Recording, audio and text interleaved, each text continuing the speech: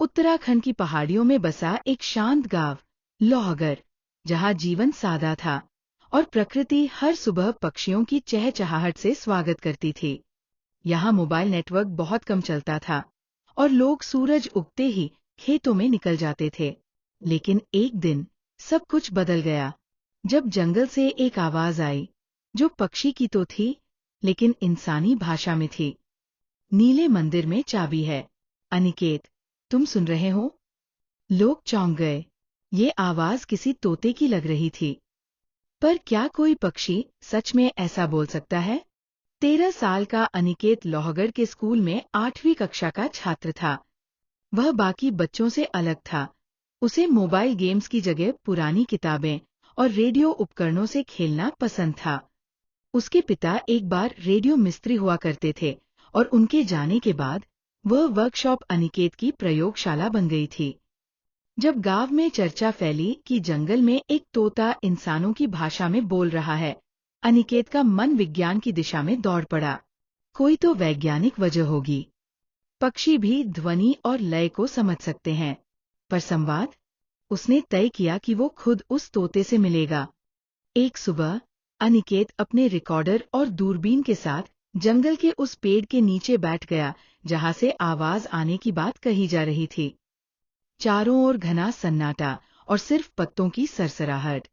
तभी हवा में एक हरा और नीला चमकीला तोता उतरा और एक सूखी डाल पर बैठ गया।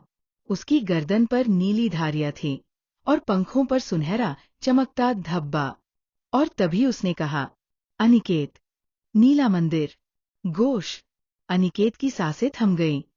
प्रोफेसर घोष? ये नाम उसने अपनी दादी की पुरानी किताबों में सुना था।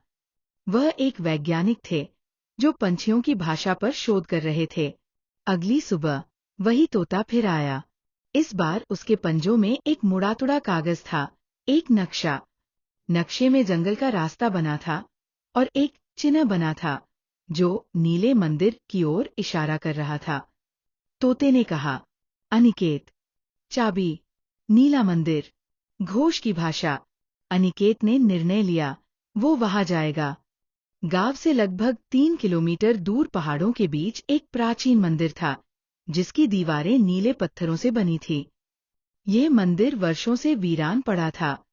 अनिकेत वहां पहुंचा तो देखा, मंदिर की दीवारों पर पक्षियों की आकृतियां खुदी हुई थी। केंद्र में एक गोल खंभा था, जिसमें चाबी लगाने की जगह थी। तोते ने एक जगह इशारा किया, जमीन के नीचे की ओर। वहां बेलों के नीचे एक लकड़ी का बक्सा छुपा था, जिसमें तांबे की चाबी और एक नोट था। अगर ये तुम्हारे हाथ में है, तो तुम पंछियों की भाषा को समझने के योग्य हो। चाबी लगाने पर मंदिर की दीवारें कंपन करने लगीं और एक छुपा द्वार खुल गया। उसके पीछे एक स्वर कक्ष था। वहां चारों ओर ध्वनिग्राही यंत्र लगे थे, जो शायद ध्वनियों को पकड़कर विश्लेषण करते थे। एक पुराने टेबल पर रखा था एक छोटा सा डिवाइस, एक ध्वनि अनुवादक, और उसके साथ घोष की डायरी। डायरी में लिखा था, इस यंत्र में पक्षियों की ध्वनि तरंगों को भाषा में बदलने का कोड डाला है। अनिकेत ने यंत्र को ऑन किया और तोता पंख से बात की। गांव के स्कूल में एक राज्य स्तरीय विज्ञान प्रदर्शनी होने वाली थी। अनिकेत ने निर्णय लिया कि वह वहां अपनी खोज, रिकॉर्डिंग, यंत्र और प्रोफेसर घोष की डायरी प्रस्तुत करेगा। प्रदर्शनी में अनिकेत ने भाषण दिया, यंत्र चलाया और तोता पंख की रिकॉर्डिंग सुनाई।